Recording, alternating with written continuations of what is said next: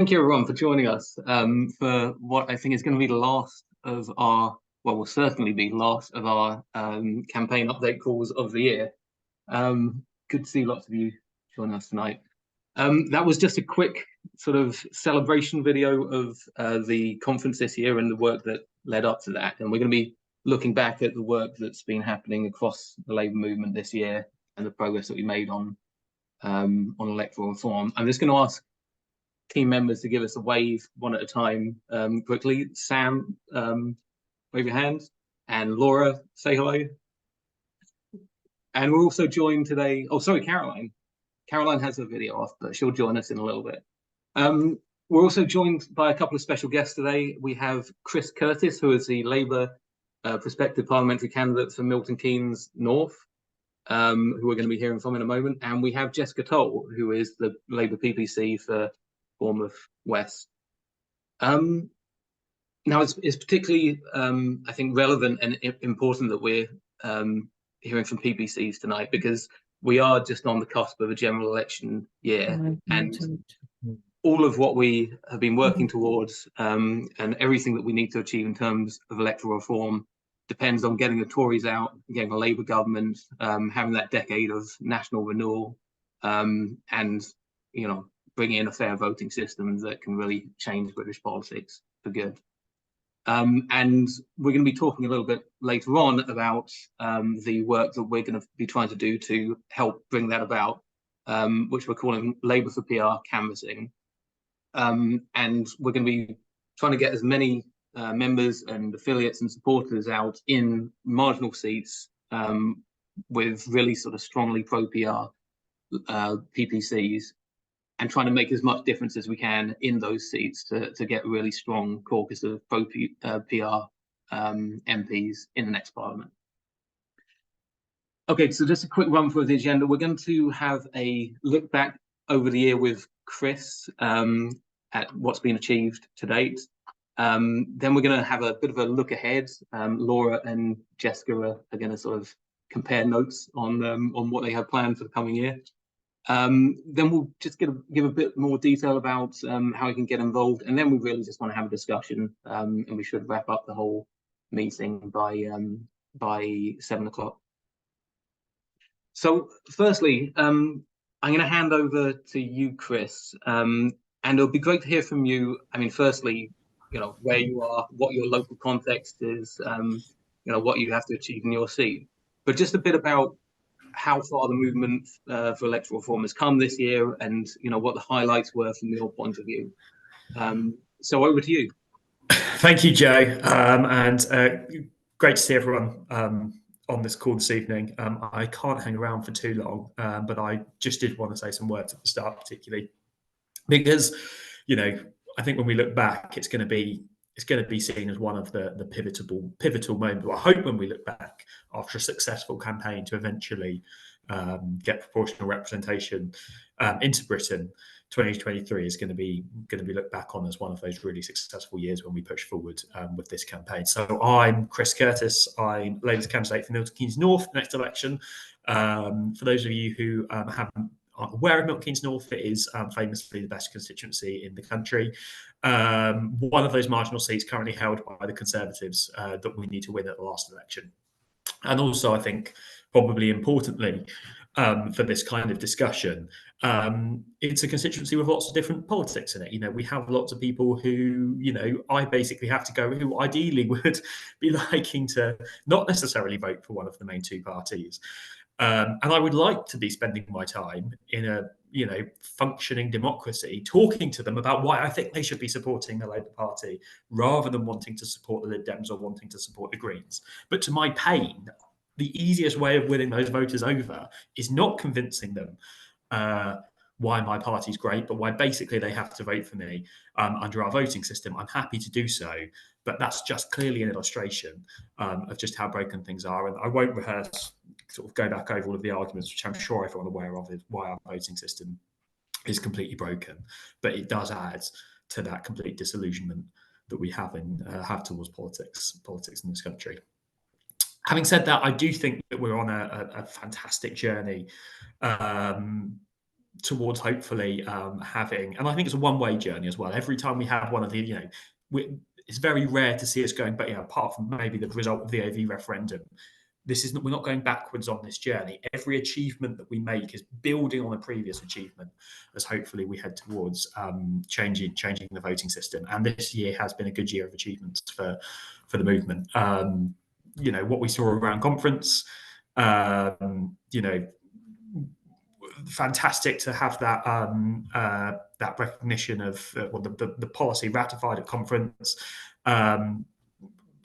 As you saw from the kind of events that we saw at conference, people really from right across the spectrum of the Labour Party, everybody who came and spoke would agree that a Labour Party is best for Britain, and they'd agree on many things, but they disagree on a hell of a lot of the things and debates within the Labour Party as well.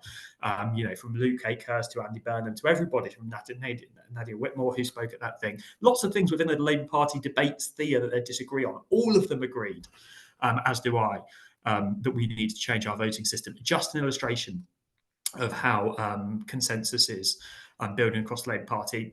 Trade unions, many of which have been cynical of this for years, now increasingly, I think 2/3 of trade unions are now in favour of supporting proportional representation. That number is increasing all the time, which is fantastic news.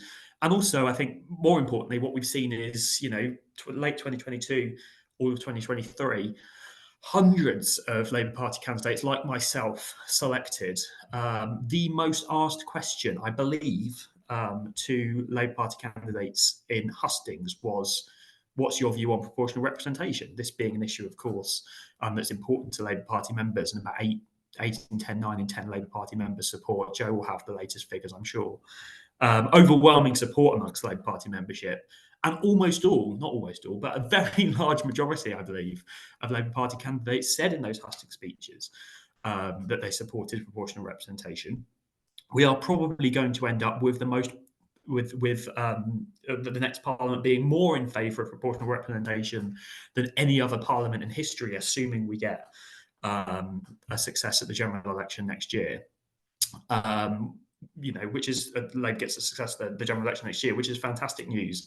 And look, can I do that to promise you that we're going to be able to get proportional representation over the line in the next parliament? And we're going to convince some of the more cynical people in the party to support it. Of course, I can't make that promise. But the more people we have in parliament pushing for this as an issue, the more likely we are to keep the movement going on. And I think that this is a one-directional journey. So every single time we get an achievement, every single time we increase that majority in Parliament, every single time that we get an extra trade union supporting, or Socialist Society, or members of the Shadow Cabinet supporting this, and there are many members of the Shadow Cabinet supporting this, that's a step on the journey towards eventually changing our voting system. So I'm incredibly optimistic. It's because of the fantastic work being done by a variety of organisations, and I'll keep fighting the good fight alongside Jess and our fantastic other people within the party who support getting rid of first past the post and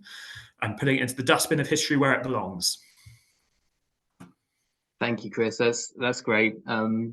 It's really gratifying for us to hear, how PR is one of the most asked questions of PPC. That's very, very encouraging, and it's really good to hear just the PPC's perspective of how the year has gone. I mean, from our point of view, I think you've covered all the major beats. Usdaw coming out in favour was, the latest major trade union, which happened just in this spring, which I think people weren't necessarily expecting, but was just a really huge step forward, and just goes to show that, just because unions have at one time been sort of opposed, strongly opposed, that's by no means permanent, and that they can change their minds. Usdaw's now got as strong policy in favour as any trade union, and are really good allies for the cause. And around the MPF, all I'd add is, we reckon it's probably one of the biggest sort of mobilisations around a single issue in internal Labour policy processes this year, and that's really just a reflection of the work of everyone who's involved in the campaign, and definitely all of the people in this call who've been showing up, month after month, and doing all the work in their CLPs. And thank you to everyone for all of the work you keep doing on this, because it's so important that we do keep pushing on this issue. And there's plenty more to do. And Chris, I realise you have to drop off fairly soon, but we will be letting people know how they can link up with you and how people nearby can travel to Canvas in your area. You're welcome anytime you like. But thank you, and have a good evening. Good stuff. Great. I think we can probably move on to looking ahead to next year. Laura, do you want to take the reins? So, Jess, this is going to test your preparedness for office, because you've absolutely no idea what I'm going to ask you. So, however, this isn't Emily Maitlis. Thank you. So, I'm sorry I'm in the half light as well. I've just moved house and I haven't yet figured out how the lighting in my living room works. So I apologise for the less than brilliant setting. Thank you very much for coming along. Thank you also for talking about PR, because we know as a PPC, prospective parliamentary candidate, which you are for Bournemouth, that everyone wants you to talk about everything, apart from presumably the party leadership who'd like you to talk about as little as possible. But we might come on to that later on. But I wanted, can you tell us a bit about becoming a PPC, and also tell us a bit about your seat and what your chances are? Absolutely. Yeah. Thank you, Laura, for having me, and Joe for hosting this evening tonight. It's really nice to see so many of you here. So I am the parliamentary candidate in Bournemouth West. There are 2 seats in Bournemouth, both of which are target seats for the Labour Party this time. And this is quite a momentous time, because Bournemouth has never been a target for the Labour Party before, which goes to show just where we are in the electoral cycle at the moment. So Bournemouth West has one of the top 20 beaches in the world. It's got an amazing community of creatives, entrepreneurs. It's got a really kind of buzzing tech scene. But unfortunately, it has suffered, like a lot of seaside towns and town centres across the country, with the sort of decline over the last, let's say, 13 years of high streets and town centres, to the point where businesses are really struggling despite heroic efforts, where lots of local residents don't feel safe to go in or let their kids go into the town centre on their own, which is such a travesty, because it's a place that I used to go as a kid and a teenager. It was sort of my first taste of freedom to get the train into Bournemouth with my friends, go to the beach, go shopping. And so I think it's got so much of the right elements to really be a vibrant, buzzing, thriving local town. It's just really lacked the political leadership. So part of the reason I wanted to stand there was obviously a sort of historical childhood connection. A lot of my family are in the area. But because I am also a councillor in Westminster, and a lot of the things that we butt up against there are national political issues. The lack of funding to local governments, the lack of funding in the NHS, and particularly in primary and social care. And I've just seen a lot of my friends and family struggle with that. In terms of the process, how many people on the call here have stood for selection before? I can see a few hands, yes. Well, I have a good friend who once said to me, it's harder to get selected as a Labour candidate than it is to become Prime Minister once you're an MP. It's an incredibly competitive process. There are an amazing amount of passionate people within the Labour movement who care about a lot of different issues. I think I was relatively lucky in my selection, in that there were 3 of us that were automatically shortlisted. All of us had local connections to the area. And I, really stood on a platform of 1, focusing on the town centre, 2, getting the local healthcare and health systems back up, and social care systems fit for purpose so that people could access them when they needed it, and 3, to protect the environment. And it's interesting what Chris was saying about PR, because it was one of the questions that I got asked by almost every single member that I spoke to in the constituency. People feel really, really strongly that it is an issue that the Labour Party should be championing, and that it will really get to the heart of some of the issues that we have within our electoral and political systems. And when were you? What's your margin that you're overturning? That's not the right question anyway. Yeah, so Bournemouth West is has been always about as blue as our blue flag beaches. It's very, very conservative historically. So Conor Burns is the MP there. The majority in 2019 was 10,000. In 2017, it was 7,500. So it sort of flips. Labour gets about 35% of the vote there on average. Wow. But it did have a really interesting blip in 2015 where UKIP came second to the Conservatives. So I think this time round, Reform will be standing a candidate in Bournemouth West, which electorally I think is good for Labour, but it probably will mean that the tone of the debate will be lowered somewhat. And that's really interesting. And obviously, if anyone here is from Bournemouth or anywhere near and doesn't have enough canvassing activity planned, then please go and help Jess. When did you convert to PR, or were you always persuaded it was a good idea? No, I wasn't. And, you know, it was one of those things that I used to think was a kind of like technical wonky thing that, you know, not a particularly lot of people were that interested. I wasn't really involved in the AV campaign. But I did have a sense that the time was ripe for a package of constitutional and electoral reforms. And you can see that with the sort of growing disenfranchisement of voters, the sort of feeling of hopelessness. And one of the things that I was reflecting on as I was thinking about this evening was that I tend to hear three things on the doorstep at the moment. One is, thankfully, yes, we're going to vote Labour. The second is, anything but the Tories, we can't vote for them again. And the third is, I'm not going to bother because you're all the same. I don't believe you. You know, my vote doesn't matter anyway. And that's the thing that's most worrying for me, that feeling and that sentiment that I hear on the doors. And I think it will be the greatest trick that the Conservatives pull on the electorate if they're able to convince them that we are all the same and it's not worth voting. And our system, unfortunately, reinforces that sense of, you know, my vote doesn't make a difference. Yeah, that's absolutely true. And I think one of the things that's going to be so important next year, so obviously the Labour campaign will continue. We're really excited that there are so many PPCs who are pro-Labour. It's important to us that, you know, you're quite an organised force when you all win. And obviously we'll continue to build relationships with the trade unions and sort of shore up support in the party membership.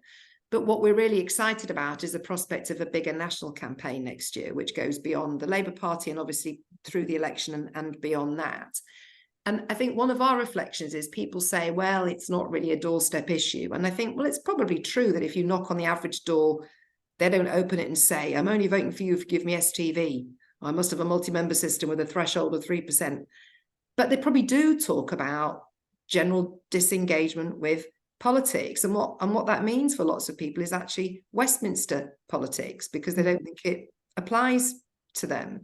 And either they always get the party which maybe they like or maybe they don't, or they never get the party that they want. But either way, very few people are kind of coming away from the shops particularly happy. It would be great to have your reflections on how this national campaign can take the debate out. So it doesn't, so as you said, you know, you always thought it was a slightly nerdy thing, but actually it's not. It's at the heart of everything about our politics. And yeah, it'd be great to have your thoughts about that, because you must have spoken to hundreds of people now in all your canvassing activity. Yeah. No, you're right, Laura. And so the issues that come up, none of you will be surprised about, are potholes. That comes up a lot on the doorstep. Cost of living, the NHS, local schools, crime, immigration, sort of all these issues come up and up and up. But again, it's always underlined by this foundational issue of, will it actually make a difference if I vote? And particularly somewhere like Bournemouth, where for a long time, it has always come out as the same result, no matter what people vote. And what you see at a local level, so we had local elections in May this year here, that we actually have quite a rainbow constituency. We have a Green ward, we have a couple of independent wards, we've got very mixed wards, almost every political party is represented. in our councillor seats. So I think there's a couple of things that you can sort of hammer home with the campaign, is that, you know, what we're trying to do as a Labour Party is completely transform this country. We want to bring in a decade of renewal after 13 years of national decline. And in seats like mine, we're trying to make history. And we don't want to just make it once. We want to continue to make history and continue to transform this country for the better. And so when you're thinking about what the foundation of that is how we engage with the system, how we bring power back to local communities, how we make people feel like their contribution to the system is valued. And I think those are the sort of top line key messages that a national campaign for PR and electoral form should really tap into, and people want to feel valued. They want to feel like their voice counts, that somebody is there helping them amplify it. And all of this can do that. That's brilliant. So how can people get involved in your campaign? And if they don't live anywhere near you, and I spotted my mum and dad on the next screen along, and they're in the Colne Valley, so they're definitely nowhere near you. What in general do you think they can do? But specifically, first of all, how can we get you in so that you put a private members bill in asking for PR in the first term of the next Labour government, which obviously you've just promised to do. Thank you. Well, that's very kind of you to pitch for me. But what I would say is it's fantastic that we have people from all over the country here. And so whatever you can do in your local areas to support your local Labour team will make a massive, massive difference. We need to win in every region of this country to be able to have a majority at the next election. That's, you know, an unavoidable fact. For me, it is a whole bunch of things. Yes, if you are local, please come canvass for us. We are actually a relatively small CLP, and so anybody who likes leafleting, canvassing, wants a day out at the seaside, likes fish and chips, please come down to Bournemouth. You'll be very, very welcome. From the new year, we'll also be starting phone banking sessions. So if you aren't based in the region, or you don't fancy pounding the pavements in the cold days of January and February, you know, we'll be advertising those through the events.labour.org website. And if you can't do any of that, then they're always open to donations to the campaign, because that will make a huge difference to us. You know, like I said, small CLP, so every penny really counts towards the stuff that we need to do. My constituency has actually a lot of flats, and so direct mails are one of the most impactful things that we can do to reach our target switcher voters in the seats, and there are a lot of them. So a combination of things, and I will be hosting a fundraiser in London as well at some point, so keep an eye out for things like that. And in the meantime, do follow me on social media, like my posts, amplify the messages that I'm putting out there about the issues that I think, yes, are very important in Bournemouth, but are also really important across the country to making the change that we want to see. Well, this is an excellent bargain. So you will give us a private members bill and we will help you get elected. This is a pleasure doing business. That's really, really great. Thank you so much. Is anyone from the Southwest can wave at Jess, please? We're going to carry on working with PPC selections. So if any of you are in a seat that hasn't yet had a candidate selected, then please do get in touch, because as both Jess and Chris have said, I think it's obviously made an impact that so many people are going to hustings and asking about PR. And it's really important that we put this issue on the agenda for our new MPs. We're going to be trying as well to support pro-PR PPCs with training and information sessions over coming months. And obviously, once they're all in, hoping that they'll be fighting with one another for the private members bill. Or indeed, that Keir Starmer will be laying it down himself. Jess, thank you so much. Good luck. Thank you. Really nice to see you all. Well, thank you for joining us. You've probably got to go somewhere now as well, because that's what MPs do. So I do. Unfortunately, have another meeting this evening, so I'm not done yet. You're already in training. Lovely to see you all. Thanks for your time, and hope to see you all in Bournemouth at some point. Right, Joe, back to you in the studio. Great. I'm just going to say a little bit more about plans for next year, and then we'll just have a discussion. I mean, this is all part of, and those of you who are here at the previous one of these calls will have been for our whole strategy and what we're working on. This is a part of it. We're still working to influence the manifesto. We're still working to align senior stakeholders, around a sort of program for electoral reform in government. We're still doing all of that work, but the key change that's happened is we've reached a point where a lot of that kind of work is now going to be driven sort of behind closed doors through sort of stakeholder work and networking and so on. Whereas up to basically the conference this year, it was really driven primarily, or at its heart, by grassroots activists. So yeah, that's just to say the work we're going to be doing with PPCs to try and get as strong a caucus elected as possible is really now going to be a major focus, I think, for our grassroots campaigning, but it is sitting alongside this wider piece that is still going to be going on. Now, in order to get involved in that, I'm going to put in the chat, we have a sign-up form on our website where people can basically register an interest in taking part in Labour for PR canvassing. This is mainly going to be a matter of finding our really strongest advocates, the people who, if you think of the current PLP and the MPs who really stand out as being the ones who your go-tos for electoral reform, who are really always making a case and always speaking on panels and things of that nature. We want to be identifying who those people from the next batch of MPs are going to be, and really focusing on making sure that we can highlight opportunities to help them where they're sort of relatively close to you.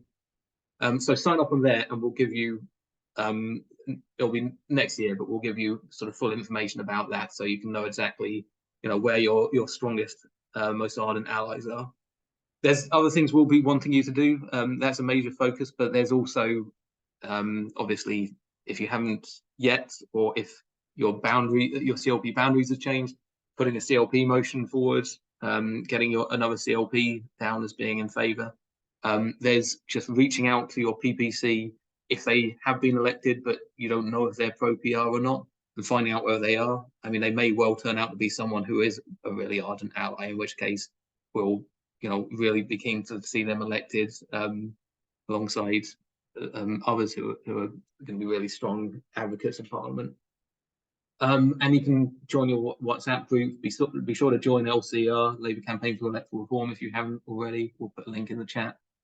And we'll be running, online events in the new year, as we have been to date.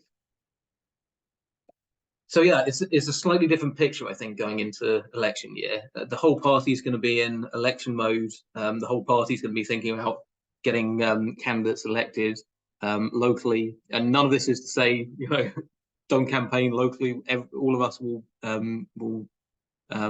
be able to campaign for our local Labour candidates regardless of their positions, but this is just to add to that and to really provide a bit of an incentive for PPCs to be just that bit more vocal and supportive, and hopefully we'll be able to make a difference and get some really strong pro-PR MPs elected in the general election.